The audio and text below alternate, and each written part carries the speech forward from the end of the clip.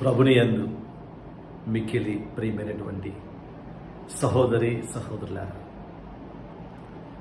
పాస్కా కాలంలో ఉన్నటువంటి 3వ ఆదివారం వాక్య ధ్యానాంశంలోనికి మీ అందరినీ కూడా క్రీస్తు పేరట సాదరంగా ఆహ్వానిస్తూ ఉన్నాను. ఈ యొక్క ఆదివారం మనకిస్తున్నటువంటి 3 ప్రధానమైన సందేశాలను మనం వాక్యపు వెలుగులో ధ్యానం చేసుకుందాం. మొట్టమొదటిగా ఈరోజు సువిశేషంలో మనం చదువుతూ ఉన్నాము. యోహాను శుభవార్త 21వ అధ్యాయము 4వ వచనంలో ఈ విధంగా చదువుతూ ఉన్నాము.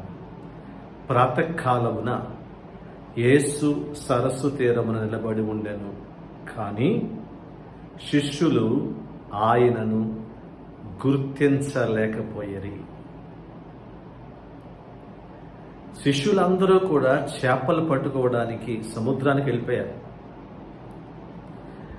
ప్రాతకాలమున యేసు, పునరుత్థానటువంటి యేసు ప్రభు వారి మధ్యకు వచ్చినప్పుడు వారు ఆయనను చూసిరి, కానీ ఆయనను గుర్తించలేకపోయారని చెప్పి వాక్యం మనకి సెలవిస్తుంది.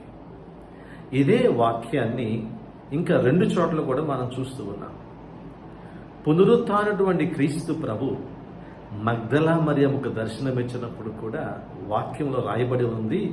యోహాను శుభవార్త 20వ అధ్యాయంలో మగ్దలా మరియమ్మ యేసును చూచెను, కానీ ఆయనను గుర్తించలేకపోయింది.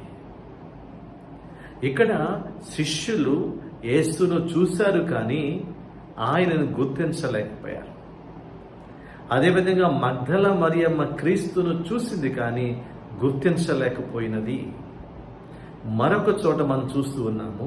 లూకా శుభవార్త 24వ అధ్యాయంలో ఎమ్మావుసు గ్రామంలోకి వెళుతున్నటువంటి 2 శిష్యులు యేసు ప్రభువుని చూశారు, కానీ ఆయనను గుర్తించలేకపోయారు.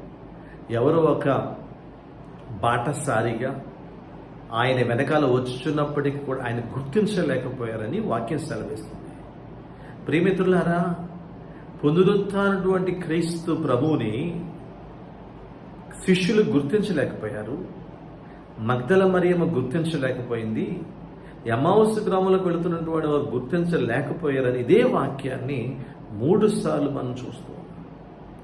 అయితే ఈ పునరుత్థానటువంటి క్రీస్తు ప్రభువుని వారు ఎప్పుడు గుర్తించారు అంటే వాక్యం సెలవిస్తుంది. ఈరోజు సువిశేషంలో యోహాను శుభవార్త 21వ అధ్యాయం 12వ వచనంలో ప్రభు చెప్తున్నారు, రండి వచ్చి భుజించండి.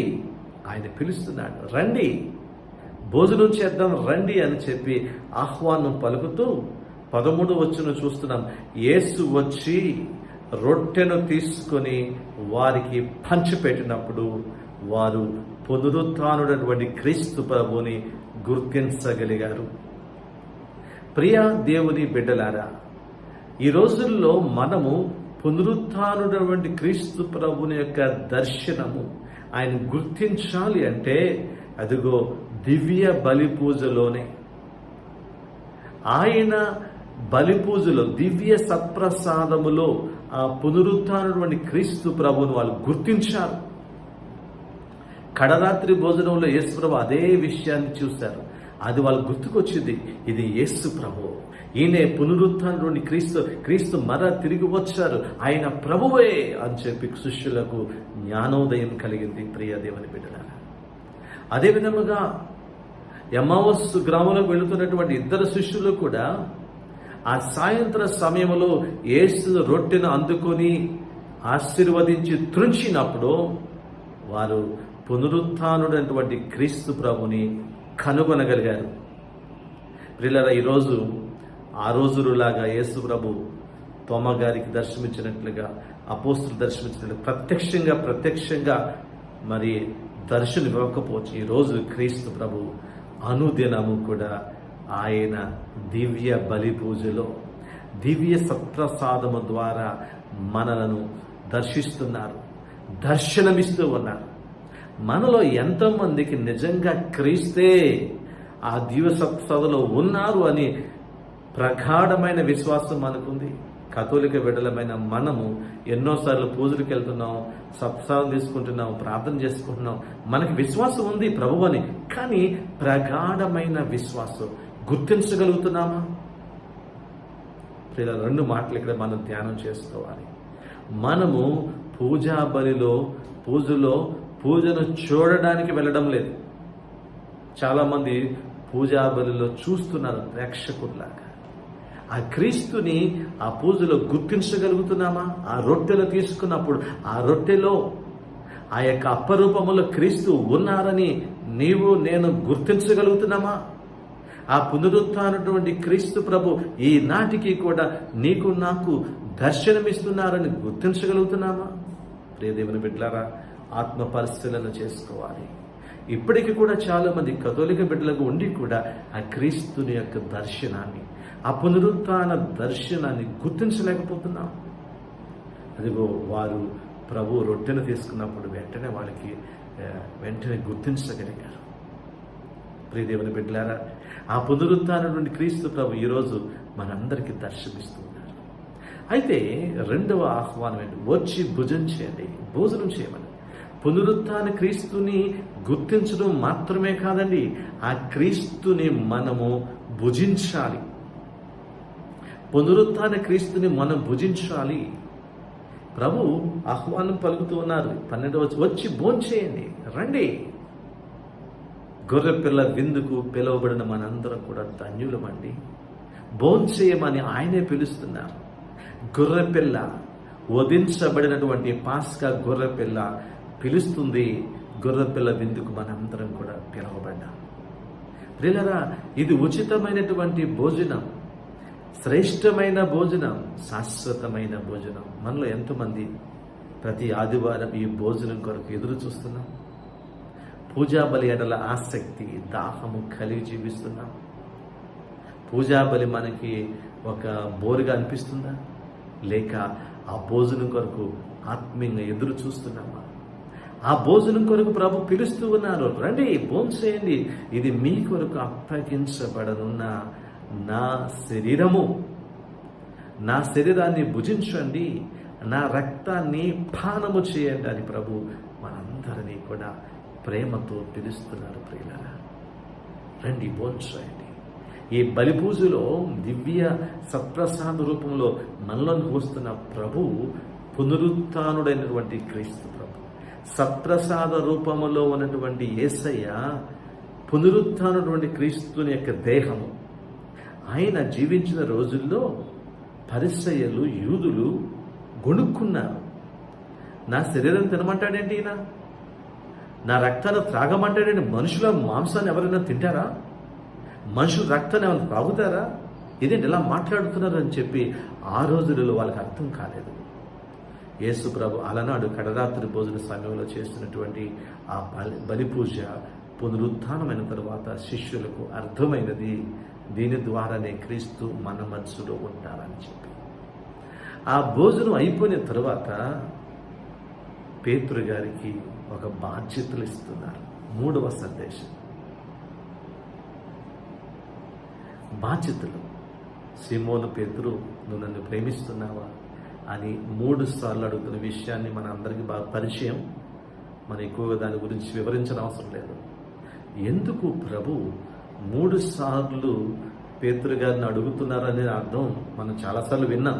ఏంటంటే 3 సార్లు బొంకారు కాబట్టి ఖచ్చితంగా దాన్ని కన్ఫర్మ్ చేసుకోవడానికని 3 సార్లు అడిగినట్లుగా చాలా వ్యాఖ్యానాల్లో మనం చదివాము, విన్నాము కూడా, ప్రసంగాలు విన్నాము.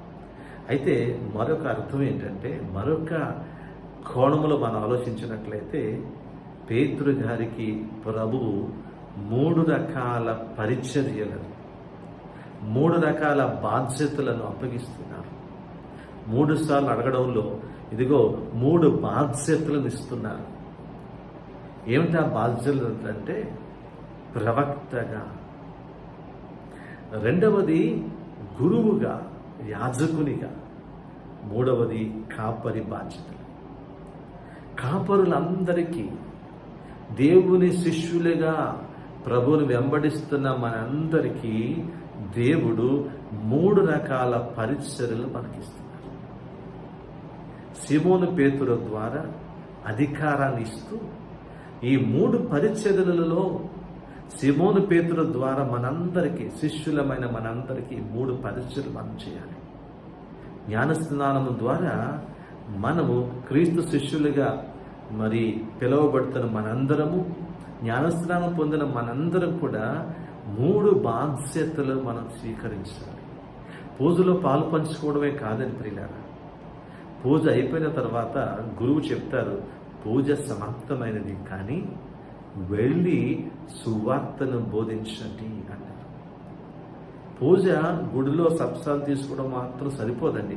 పూజ అయిపోయిన తర్వాత దేవుడు మనందరికీ సీమోను పేతురు అధికారము ద్వారా 3 రకాలైనటువంటి బాధ్యతలు ఇచ్చారు. ఏంటంటే ప్రవక్తగా, యాజకుడిగా, గురువుగా, 3వది కాపరిగా. ప్రతి యాజకుడు అంటే ప్రవక్తగా వాక్యాన్ని బోధించే, ప్రకటించే, సువార్తను ప్రకటించే అధికారం. 2వది గురువుగా, యాజకుడిగా దివ్య సంస్కారాలు అర్పించాలి. అందుకనే పూజాబలి అధికారం, పూజను చేసే అధికారం, పాపాలు మన్నించే అధికారం, జ్ఞానస్నానం ఇచ్చే అధికారం. ప్రతి కాపరి దేవుని బిడ్డగా, దేవుని శిష్యులుగా ఉన్న వాళ్ళకి వివిధ కోణాలలో, మరి ముఖ్యంగా గురువులకు యాజక అభిషేకం పొందినటువంటి, గురు పట్టాభిషేకం పొందినటువంటి ప్రతి ఒక్కరికి 3 ప్రధాన బాధ్యతలు.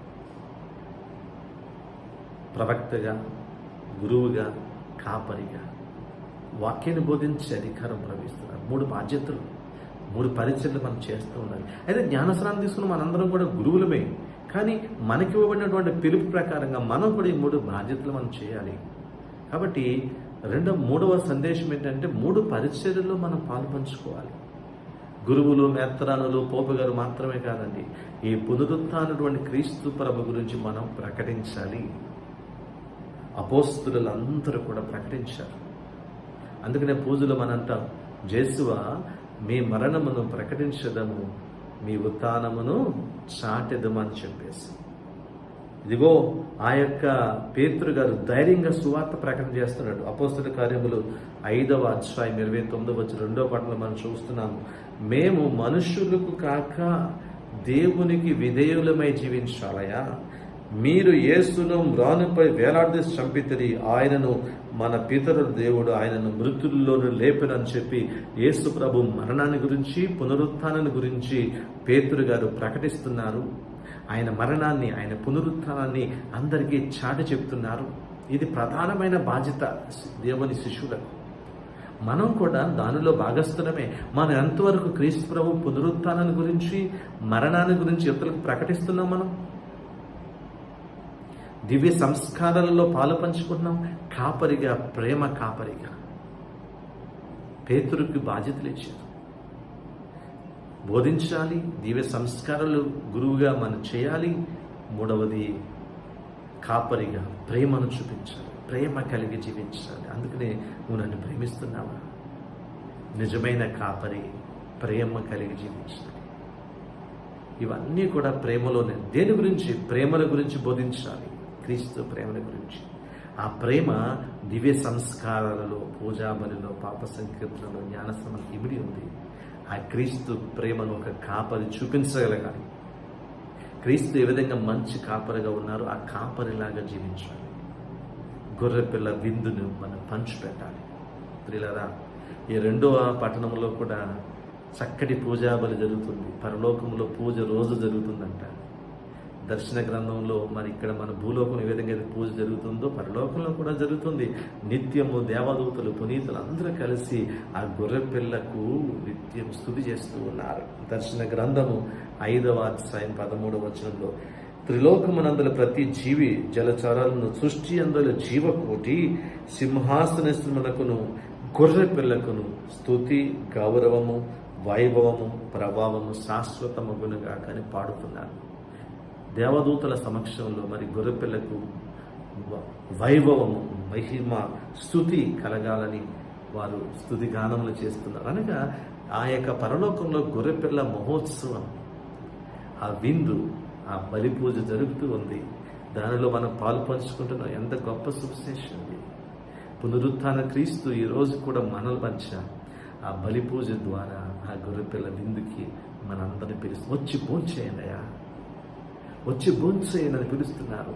భుజించిన తరువాత ఈ 3 పరిచర్యలు చేయమని మనకి సెలవిస్తున్నారు. ప్రియ దేవుని బిడ్డలారా, ఈ వాక్య ధ్యానాంశం ద్వారా దేవుడు మనం దీవించి మనం కూడా బాధ్యతను ఎరిగి ఆ పునరుత్థాన క్రీస్తుని బలి పూజలు గుర్తించి, సత్ప్రసాదంలో గుర్తించి మనము ఆ పునరుత్థానాన్ని ప్రజలకు ప్రకటించి ప్రేమను, క్రీస్తు రాజ్యాన్ని, ఆ క్రీస్తు ప్రేమను ప్రకటించుదాం. దేవుని రాజ్య విస్తరణలో పాలుపంచుకుందాం. దేవుడు మీ అందరినీ కూడా దీవించునుగాక. God bless.